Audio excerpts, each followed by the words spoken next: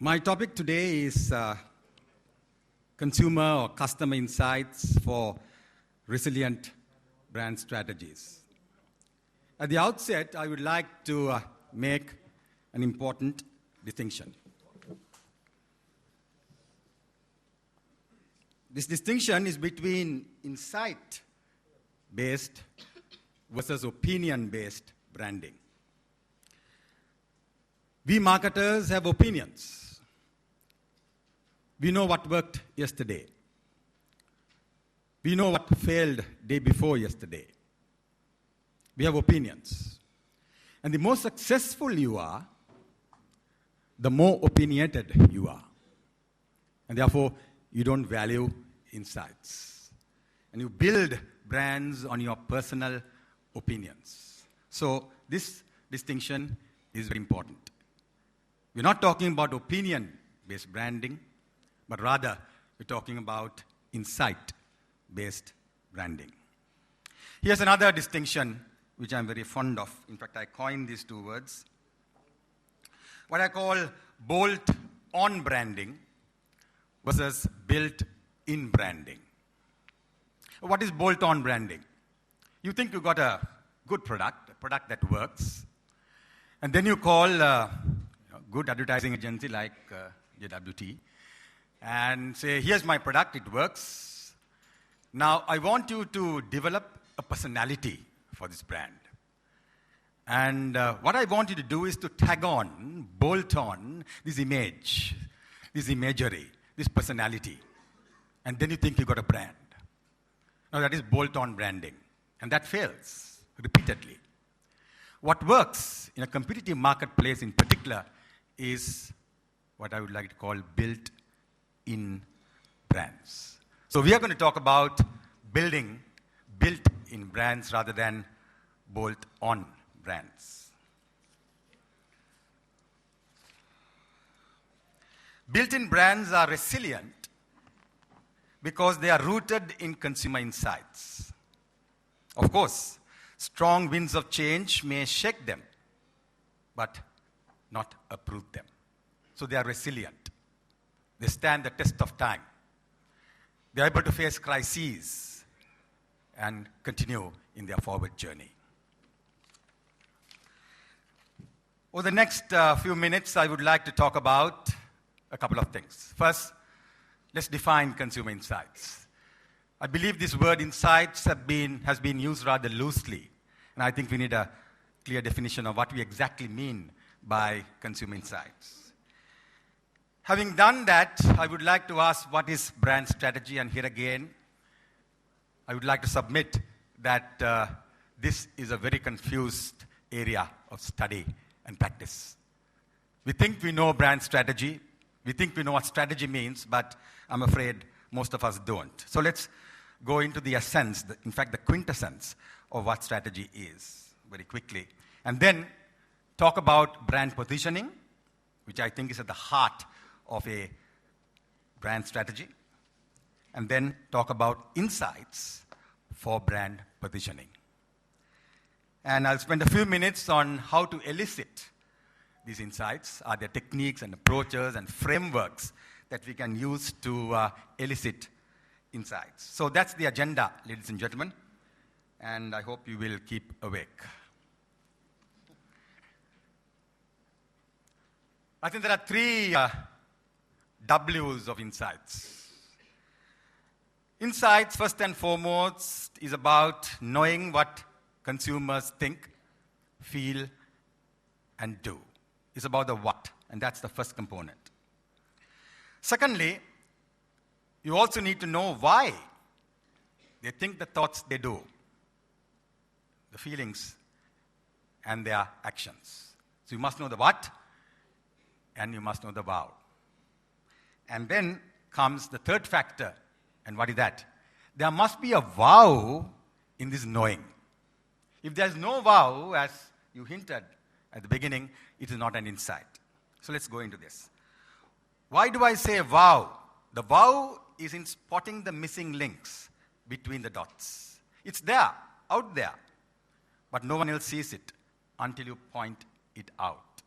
So an insight is hidden It's not obvious. It's not there for all and sundry to see. And that's the important thing. It's about knowing what people think, feel, and do. It's about knowing why they do so. And more importantly, this knowing is not shared by everybody. Let's begin by saying what insights are not. Insights are not about data.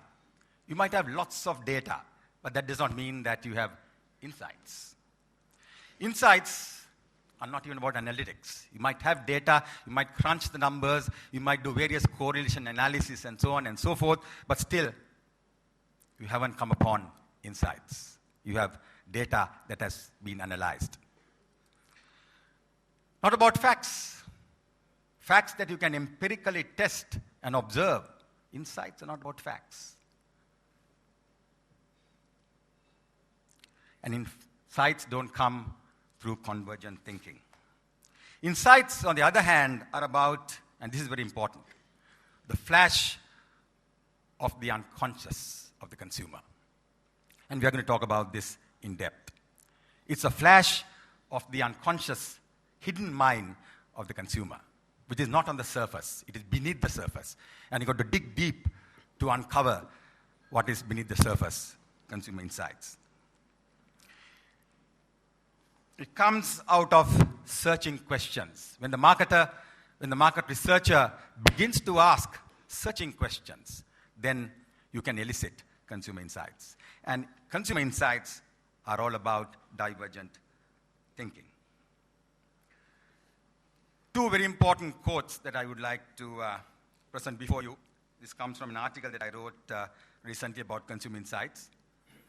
It is not what is in front of you that provides real competitive advantage. Competitors may have that too. It is what you think that no one else thinks, even when the competitors have the same information. So the information might be common, but you're able to read between the lines. You're able to have an insight which your competitor may not, although he may possess the same information. Another very important quote: the biggest constraint, I believe, to good marketing is the consumer insight depth deficit. And that's an interesting expression I would like you to remember. The depth deficit. Simply, there isn't enough deep thinking about consumer behavior. So unless you are able to bridge the mean-say gap, research findings won't produce the insights you're looking for. And why is it that consumers don't say what they mean? Two very important reasons. First, they might lie. They might say what is politically correct.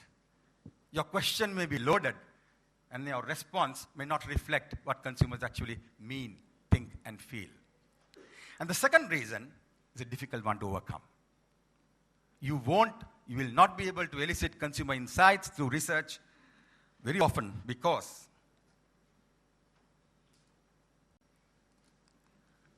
customers don't know what they know.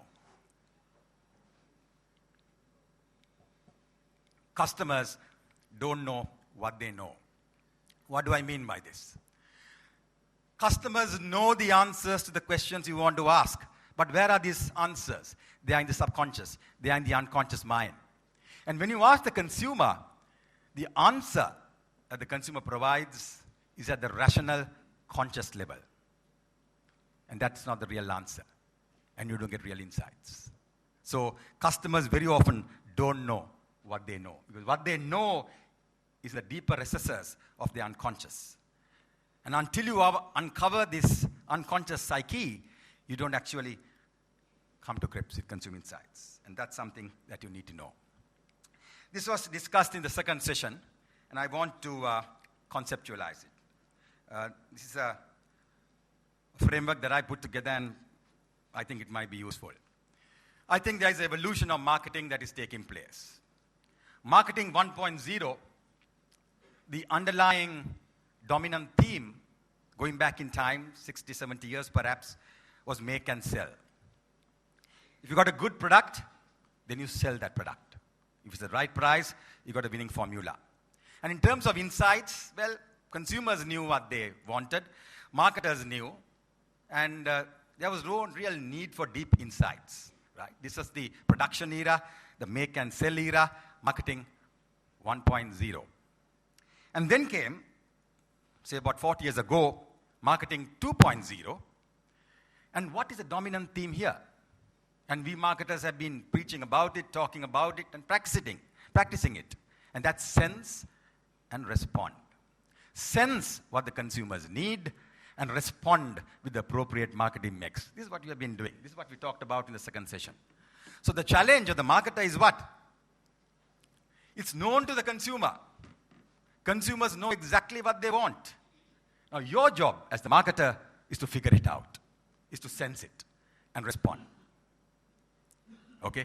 That was marketing 2.0. The marketing that we practice here and now, today.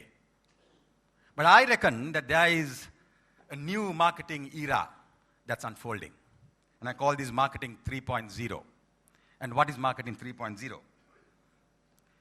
The dominant theme here, ladies and gentlemen, is anticipate and lead.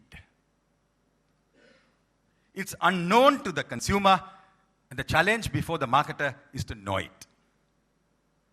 It's in the unconscious mind of the consumer. And you, as the marketer, has to figure it out. Even the consumer may not know what they know, but you need to know what they know. Okay? So therefore, marketing 3.0 is the challenge before us. And we got to respond to this challenge. Now, I'm going to spend some time talking about moving to marketing 3.0, to get into the consumer's mind, to get under the skin of the consumer. And I'm going to talk about deep metaphors. Deep metaphors. And what are deep metaphors? Lenses through which the unconscious mind sees the world. Okay? My doctoral thesis, which I did 12 years ago, was based on mental imagery and branding. And I did a lot of work in cognitive psychology. And I did realize at that time that if you want to really find out what's going on in the consumer's unconscious mind, you have one door open. There are other doors, other methods, other techniques. And that is to elicit the metaphors that are in the consumer's unconscious mind. Now, there's been a very interesting, comprehensive research study done by Gerald Saltman, study conducted in 2008. And I'm going to refer to this very interesting study and to figure out how we can have insights by getting into the consumer's unconscious mind. And what's the route? Figure out the consumer's deep metaphors. We need to undress the consumer's unconscious mind to reveal the powerful unconscious viewing lenses that shape what people think, hear, say, and do. These lenses are called deep metaphors. Okay? So, let me refer to Saltman's study. And what Saltman did was qualitative research, motivational research. And people who are familiar with qualitative research know that you ask questions as a way of questioning, and then you code some of the expressions that are used repeatedly, right? And then you begin to uncover what is in the consumer's mind in terms of deep metaphors. So, the first metaphor that exists in all our minds is the metaphor of a journey. We think of products and services, some of them at least, in terms of a journey. Here is the expression that the respondents gave to the questions asked by the researchers. Planning for my golden years is an uphill, rocky road. So here, financial planning, saving for my retirement, is seen as a journey, right? So there are many products and services that are seen in terms of a journey. This product helps me to move ahead, and I see life as a journey. I see products and services as vehicles to take me from one point to the other in this journey. So you see products in terms of journeys as a deep metaphor. Here's another one. When I go to the theater, I feel like a young girl. Now, this is a very, frequent expression in the research studies done in 14 countries. And the deep metaphor that was uncovered was the arts transform our life stage to another. Transformation involves changing status which may be sought or avoided. So again, we see many products and services as a way in which we can transform our life stage, right? So products help us to bring about this transformation. And that is the way we see products and services in the unconscious mind. Not all products, but some products. The third metaphor that the researchers uncovered. Ice cream, and this is what the housewife says, ice cream on Sundays enables me to give my family a treat. This is a kind of response that was elicited, right? I'm a busy working mother, and the special ice cream helps me to give my family a treat. The operative word here is treat. And the deep metaphor is balance. Balance includes ideas of equilibrium, maintaining or offsetting forces. It has many facets: physical balance, moral balance, social balance, and so on, right? So you see many products and services as balance in our unconscious mind. They help us to bring about this delicate, difficult balance in life. A fourth metaphor. I feel guilty to take this tablet after my heavy, rich meal. I have had lots of calories in, and I have to take this tablet to, control it. And what is the metaphor that the researchers uncovered? Sorry.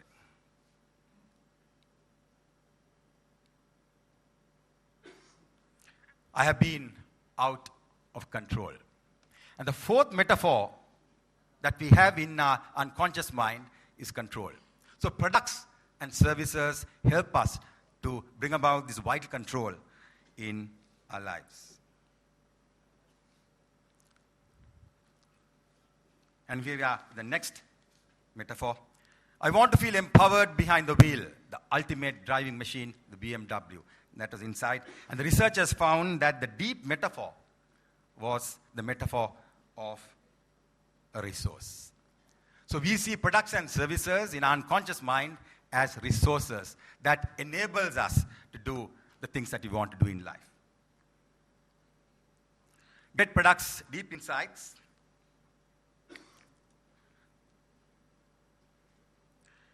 I would like to carry the stereo music with me, was the expression used by consumers in this research study. What is the brand we're talking about? Walkman. I like your stereo music. Now I want to carry the stereo music with me. And the deep metaphor here is the container. We see many products and services as a container. Container performs two functions: keeping things out and keeping things in. They can protect us or trap us. They can be physical, psychological, like memories. Memories act as containers in our unconscious mind. They can be physical. I want to select my own list of songs and music.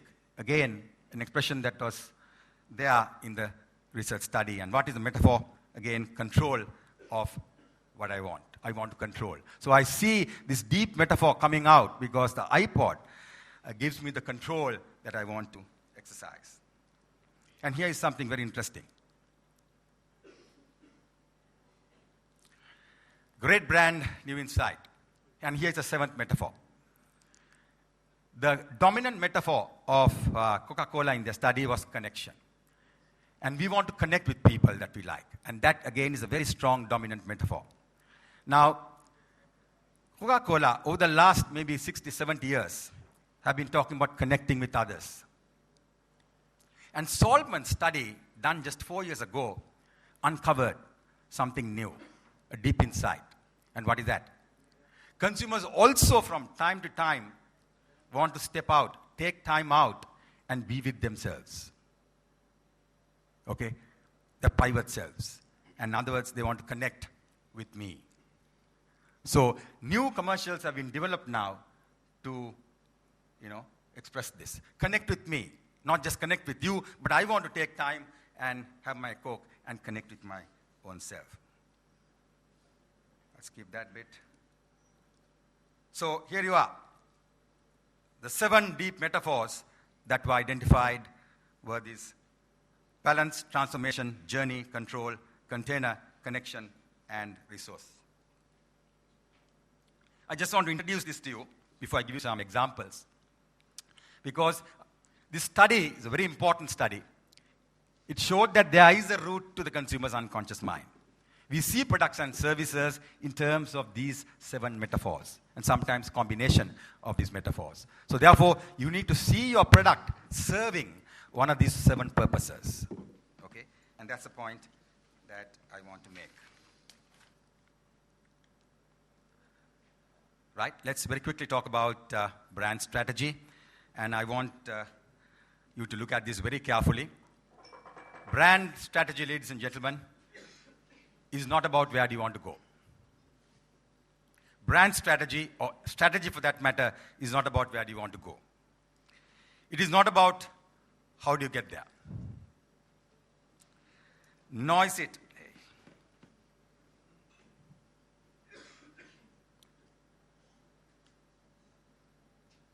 Pressing it too hard, I guess.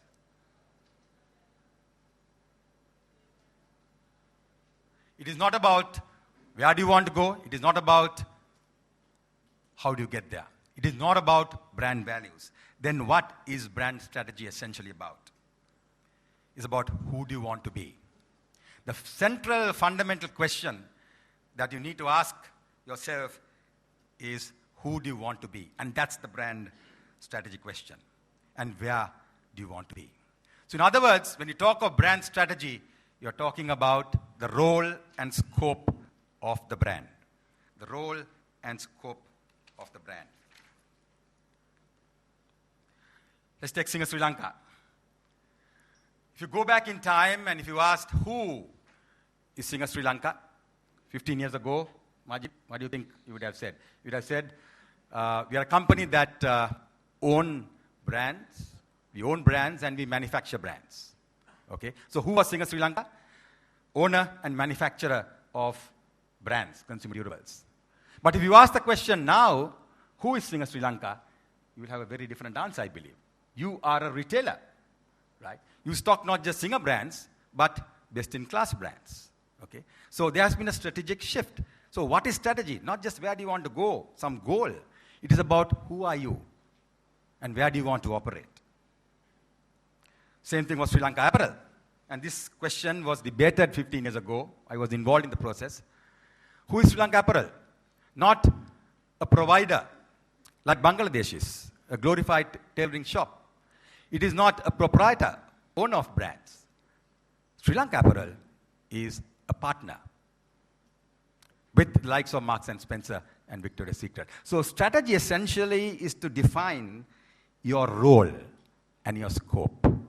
It is not about your goal and path. Let me repeat that. Brand strategy is not about your goal and your path. It is about your role and your scope. Skip that. And therefore, brand strategy is essentially about what you stand for. It is a brand stand. And in a sense, ladies and gentlemen, this is the key point that I want to make. Brand strategy is quintessentially about brand positioning. Okay? And brand positioning is not about things that we very often equate brand positioning with.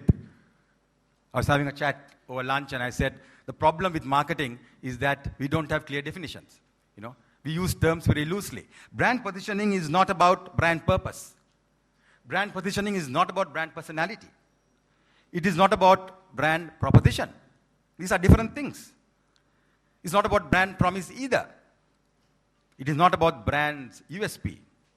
It is not, as advertisers use, top of mind. Brand positioning means something specific. And don't use these terms to refer to brand positioning. Then, Al Rees and Jack Trout, two admin, saw positioning as a clever and subtle way of getting a message into the consumer's mind. But positioning is a wider concept. Rees and Trout did not see the scope of what they discovered. How the mind come to grips with things. And positioning is rooted in cognitive psychology. Therefore, positioning is the key to brand strategy. And brand positioning is not the job of marketing communications. It is the essence of brand strategy. You position a brand in the consumer's mind. All of you know that. But let me give you a sharper definition. You position a brand in the consumer's mindset. You know what a set is? A mindset is a mental category or a frame of reference. So, there are essentially two basic positioning questions that we have to ask ourselves. What is that? What is a mindset? What is a frame of reference? And once you figure that out, within the frame of reference, what is your point of difference? Two very simple questions to figure out your brand strategy. What is your frame of reference? The mental category in which you operate. And within that mental category, there are other brands. What is your point of difference? This is the way I would like to put it. The brand stand or brand positioning is about the position on the market. That's your frame of reference. And then once you figure that out, you got to figure out the position in that space, in the market. Very quick example. Let's take Lux. Now you got to figure out what is the frame of reference in which Lux is located. Is it soap? Is it toilet soap? Is it beauty soap? You got to figure that out. That is the first and the foremost question that you got to ask in developing brand strategy. And next, once you figure out the frame of reference, what is your point of difference? What are the brand differentiators? And there are two types of PODs, what I call brand identifiers. You have a name, you have marks, right? Visual impressions, logos, and so on. And then you have, again, statements that you make of the brand and the metaphors. Skip that bit. And I now come to the key point, which is brand insights for brand positioning. So let's look at the two questions again. What is the mindset? What is the frame of reference we are talking about? And secondly, where in the consumer's mindset do you want to look at yourself? Now, I hope these examples will tell you what exactly we mean. Here is a very successful brand of wine. The leading brand, in fact, in the US market now, and making inroads in the European market. And there was a deep insight in working out the frame of reference in which this brand is located. Wine drinking was seen as being serious and rather boring. And therefore, the new frame of reference was a no-hassle, fun wine. A no-hassle, fun wine. And this is what they did. Okay? They reduced certain elements from the traditional wines. You had the budget wines, you had the premium wines. And they created a new category, a new frame of reference. What was that? A fun wine, right? It was like beer. They didn't have 10-year-old wines and 15-year-old wines. They took that mystique away. They made it a fun, easy-to-drink wine. Take Red Bull. What was the deep insight? The deep insight with regard to Red Bull was there is little punch and kick in carbonated soft drinks. And this was the insight. This was in the consumer's mind. And then they created the energy drink in the beverage market, right? So they created a new category, a new mindset. And that's what they did. Another good example is the IPL cricket. Okay? What is the deep insight there? Watching cricket is time-consuming and is becoming monotonous. And a new frame of reference was put together. And that's, if I may call, cricketainment. As a one-sitting game in the larger sports set. Why one sitting? In 3 hours it's all done and finished. right? So it's a one-sitting game. They created a new frame of reference, a new category. And here's a local example. I'm sure Nandan will like this. I think a very interesting local example of a new frame of reference, a new category, a new mindset being created. And I believe the deep insight was that a biscuit is a good snack too, right? And the operative word here is snack, okay? And then you have a snack biscuit. And I love the expression, punchi badginna. It says it all. It's not a big badaginna. It's something between meals. And that's what a snack is, okay? So the deep insight here was that a biscuit is a snack too. And that's the way the consumer perceived it. So I gave you 5 examples to tell you how deep insights will help create a new frame of reference, a new mental category. Now, very quickly, let's look at deep insights for creating a point of difference within that defined frame of reference. And here is a brand of lollipops in the US, a very interesting example. A very simple insight. Candy doesn't last long enough in the mouth. And the kids mentioned this. You know, they didn't actually say it, but it was in their unconscious mind, right? I like the candy, but doesn't last long enough in my mouth. And then Milk Duds created the long-lasting lollipop, which was a great success, okay? And this was all created through a deep insight the consumer had. Example from Unilever. Brand is Surf Excel. And I believe the deep insight is that dirt, in fact, is not dirty, right? And therefore, you created this point of difference of easy removal of stubborn stains of your active child's clothes. So you create a point of difference based on a deep insight that the consumer may not articulate, but it's your job to dig deep into the consumer's unconscious mind and to uncover it. And I mentioned this before.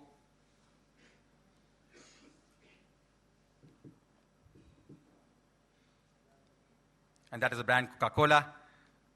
Helps to connect with me, with myself, not just connect with others. And that was an interesting insight.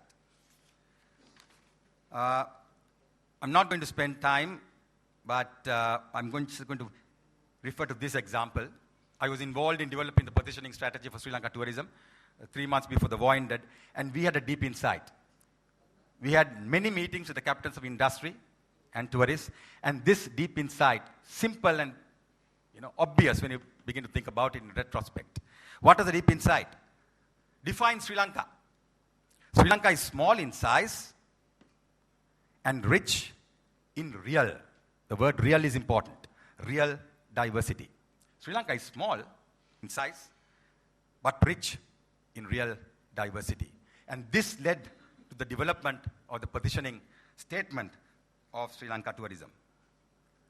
A new POD, a new point of difference. Asia's authentic, diverse, compact island. Okay? The 3 words, authentic, diverse, and compact, are the 3 points of difference. Asia, an island, gives you the frame of reference. Okay?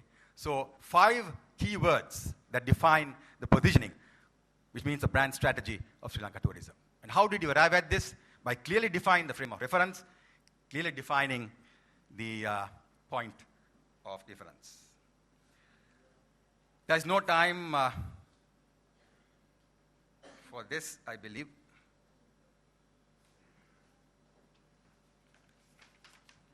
Yep. Very quickly. So what I'm saying, ladies and gentlemen, is that deep consumer insights for brand positioning, that's the essence of my thesis. You need insights to determine the consumer's mental category or frame of reference.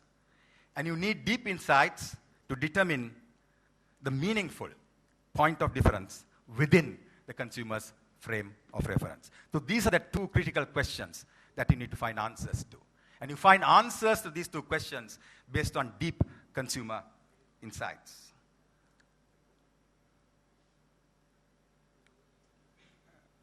Okay, last point. I'm going to skip this.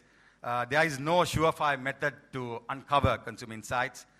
There are various techniques that are available. Not going down. Okay, but I'm going to refer to just one. I'm going to just take 2 minutes for this. Perceptual mapping, which is very popular. I'm sure most of you have used perceptual mapping in an attempt to uncover consumer insights. But there is a danger in doing this, and let me highlight. Elephant House Color Polar. This brand was there, I think, about 12, 13 years ago. They had begun to have their supermarkets, the Kiel Super, and it was felt that it might make sense to have a smaller format, right? Something between the kade, grocery, and the supermarket. And the two perceptual dimensions were the store type and the product range. And this is how the perceptual mapping was done, right? So there was grocery outlets positioned there, supermarkets, and then you found space for the color puller. And the company went into it. But it backfired. There was no need for it. There was no demand for it. Why? Yes, they did put their finger on a gap, but that gap did not constitute value. Okay? So when you do your perceptual mapping with the intent of, figuring out what the consumer has in her, unconscious mind, do the perceptual mapping, figure out the gap, but then find out, does it mean value? Here is another example, Sri Lankan example, smack fruit drink. And here the two perceptual dimensions that were identified, convenience and the experience. A carbonated drink versus a non-carbonated drink. Okay, so you had ready to drink, a prepared drink, and that dimension relates to convenience. Gassy, non-gassy is a product experience. And there you are. Okay, they did find this space for smack. A non-gassy, ready-to-drink fruit drink, right? So a gap, and they in fact filled a value gap. And this was a statement that they developed a non-gassy, natural, fruity, ready-to-drink beverage. So when you do the perceptual mapping and identify vacant spaces, uncontested market space, ask the fundamental question, does it create value for the consumer? Okay, that's what we talked about. And in sum, 2 quotes to conclude. Marketing begins with consumers and their needs. That is marketing's central theme. Surface knowledge of consumer needs may have worked in the make and sell era. It was barely effective in the sense and respond era that I referred to. It certainly won't work in the emerging anticipate and lead era. Deep, unconscious consumer insight is the answer. Ladies and gentlemen, in conclusion, let me say, let's move to evidence-based marketing. Evidence from deep consumer insights. Let's not suffer from the commonplace marketing malady of the depth deficit. And if we can deal with this, then I think we are doing something very important for ourselves. Forget the consumer. We will raise the profile of marketing. Thank you.